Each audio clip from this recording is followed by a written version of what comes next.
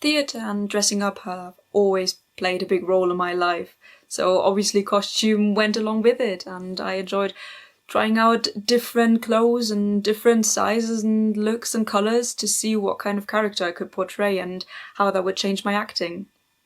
And I suppose the first time I came into contact with paper costumes was when I made a just incredibly simple straight A-line dress out of newspaper together with my sister.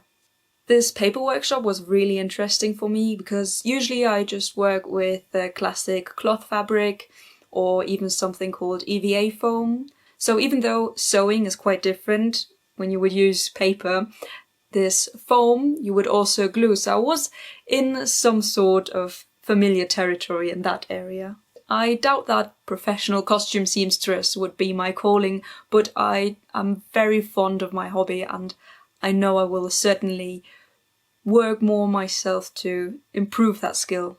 It is so much fun to take some materials, be creative with them and create something entirely new, especially when you're working together with other people and get to share that experience.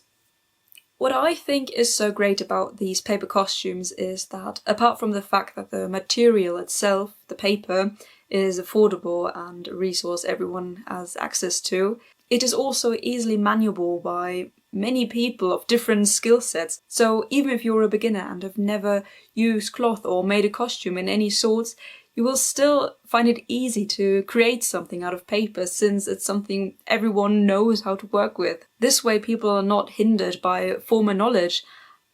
And what's also really fun is if you take these paper costumes and you can change them during, for example, a performance. So if you're on the street making a show, you could just easily rip something off your shoulder or just quickly glue something on. So it's also a constantly changing process. As I mentioned before, fabric is probably my most frequently used material, but I've also fallen in love with EVA foam as well as warbler, which is a plastic that gets softer when you heat it up, so it's easily formable. But I also like adding fake fur or beads or lace at the end of the project to add this extra kind of bling and detail. The style or the kind of costumes I do vary a lot because I don't set myself on, for example, historical costumes from the 1920s. But rather what I do is cosplay, which means I dress up as characters from series or films or books.